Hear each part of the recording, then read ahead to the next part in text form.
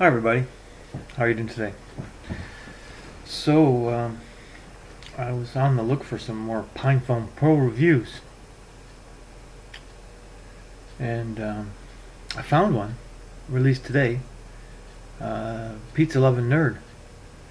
Um, and I watched it, same Kool-Aid kind of drinking going on there, and but what really intrigued me, he mentions the Librem 5. And then when I look at his profile, I see he did a video 4 weeks ago. Finally, it's arrived at Librem 5, and he talks about Librem 5. But it sounds like a very expensive Pinephone that still doesn't work, and he still doesn't show me how it makes calls reliably and all that stuff. But what puzzled me when I look around for other Librem 5 unboxings, they're all 5 months ago. Is this guy out to lunch? Is he 4 months behind or what? But so we're gonna watch it. We're gonna watch it and see. And I think this guy's just a kid too, under 20. Although I watched a few of his videos, and I think his voice is changing because he sounds like a fabulous radio announcer in this one, whereas other ones he sounds more like a kid. But anyway, that's beside the point. So let's have a listen to this. Pizza Lovin' Nerd here. It's the Librem 5. Yes, it's It almost sounds like the voice of the guy who does the Pinephone Pro YouTube commercial. finally here. If this device wouldn't have been announced, I would have never bought my Pinephone. In my opinion, How dare he? He would never have bought the Pinephone. Oh, what a bastard, eh? this is the device that kind of started to get people paying attention to the Linux phone world. However, after countless delays, finally have one. If you're wondering how I got one, it's kind of complicated. Theorism did not directly send it to me. However, It's unimportant. the I'm YouTuber going to Hackers pause Game, you who guys might through know him this. for some of his Librem 5 development progress videos.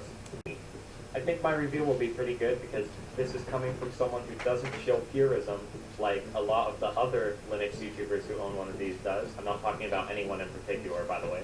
And on top of that, He's I afraid still to offend know what people. I'm talking about when it comes to Linux smartphones because of all the videos I've done on the Pinephone.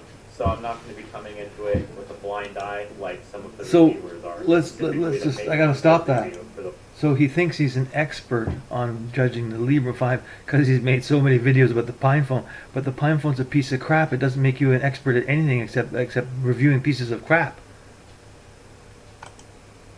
Librem 5 is really bad, no one can. So let's get to the unboxing. But first, roll the intro. I'm gonna skip past this.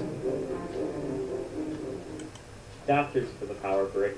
Do you probably care about the thickness that much? It feels fine in the hand, but the heaviness does throw me off. I'm used to pretty light phones, like the Pinephone is actually pretty light in comparison. And here's a thickness comparison between the Pinephone right here and the Librem 5. The Librem 5 is a little bit thicker. Kind of reminds me of an iPhone 4 in design, because it has more of a square design. Yeah, I wonder if it makes iPhone phone calls like I an guess. iPhone 4 It's does. technically rounded, but the bezels make it feel more square in the hand. I wish it was a bit lighter, but I'm fine with the thickness. Another benefit of this phone is the back does come off, and right here you can remove the battery if you want to. I'm not going to do it because then I'd have to reboot the phone and everything, so I would like to show off some of the software features. And if you unscrew some of these screws here, you have access to the modem or the Wi-Fi card, and you can actually... By the way, I've already previewed this video. He does not show off the software features on how it makes and receives calls. swap it out, which is a pretty cool feature. It's kind of modular for some of the parts of the phone.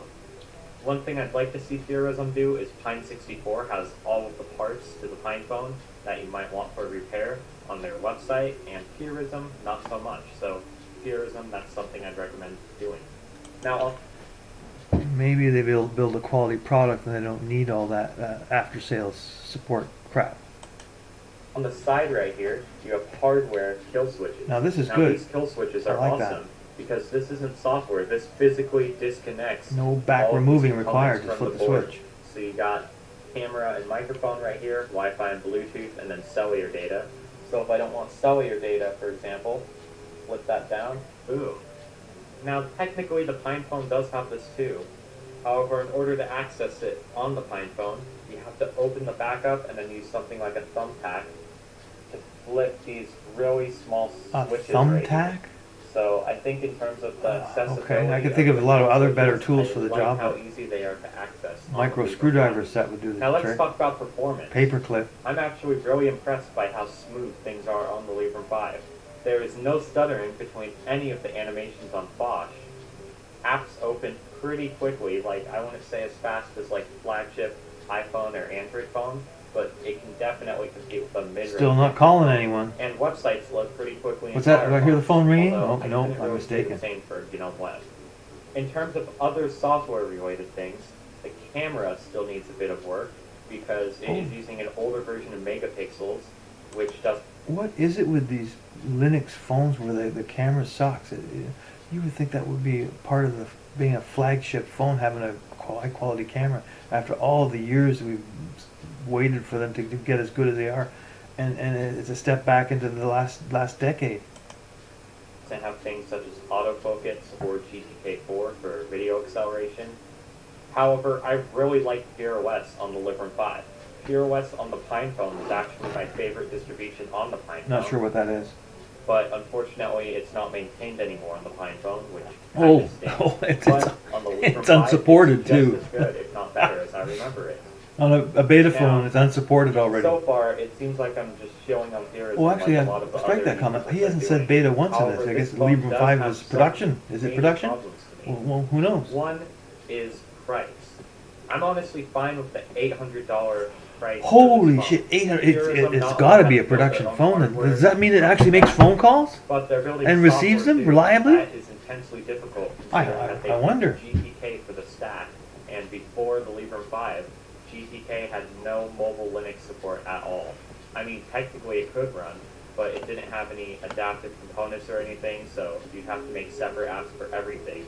And LibHandy has really helped the Linux mobile ecosystem. So because of the software and hardware development that Purism is doing, I honestly think $800 is a fair price for this phone.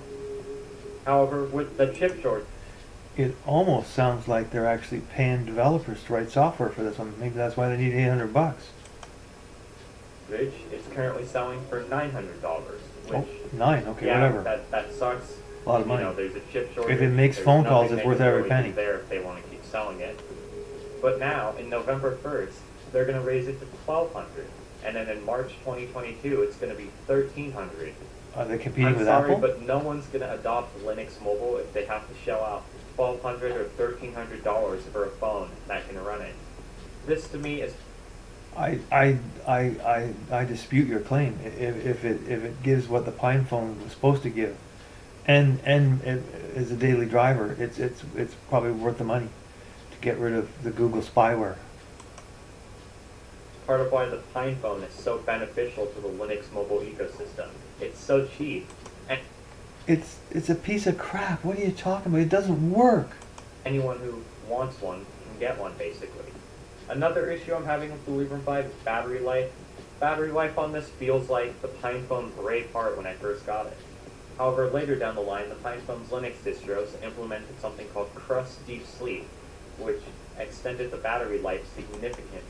You know, this battery problem seems to be common to all the Linux phones. And putting the phone to sleep is no good. It has to still be able to alert you when text messages come in and phone calls, not go to sleep and have to be woken up to function as a phone again. You know, that's a showstopper for any daily driving device is battery performance.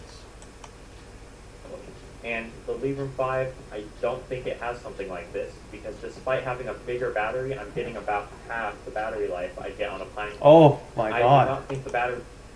On Manjaro, I've got about 7, 8 hours, and now whatever the hell I'm in Mobian, it's 4. So what's he getting half of? It's terrible. $900 brick. battery life on this is even close to me being able to get a full day with it, whereas the Pinephone, I could get a full day with it.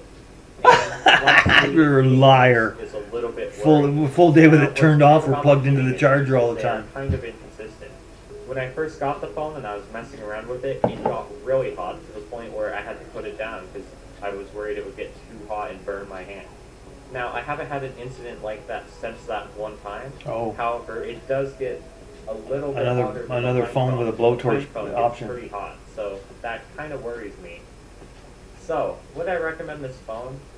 I feel like with the Pinephone, it's really easy to recommend given its price point, and the fact that this isn't really meant Well- to be daily drove.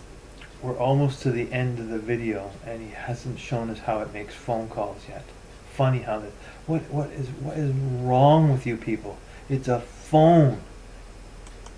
It's pretty much a toy.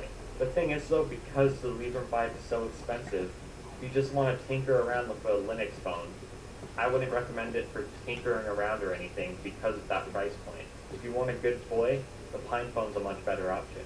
In terms of daily drivability though, this phone is so much more smooth compared to the Pinephone that I think this is a good option if you don't care about how much it does cost, because it is very expensive right now. This does need a tiny bit more work on the software. I feel like the camera app needs some work and the battery life needs some work. They should implement something like what the Pinephone did with Crest Deep Sleep. However, with some software stuff ironed out, this is actually a really good option, and actually it could be something that can be daily driven.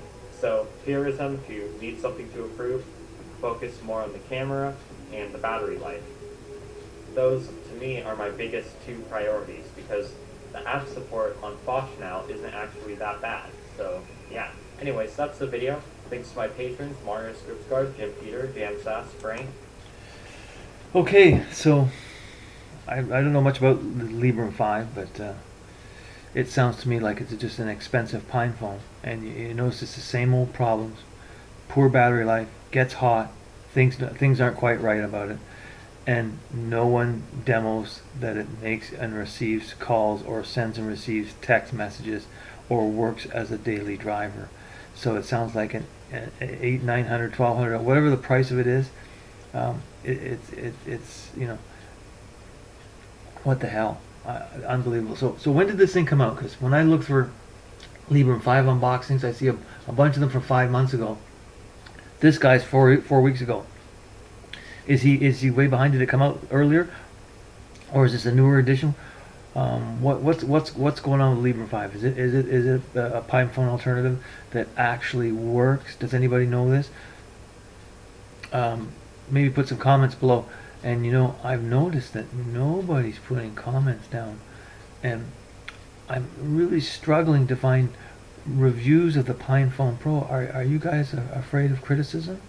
What's the story here? Is the Pro not good enough, and you just don't want to admit it? I think that's what's going on.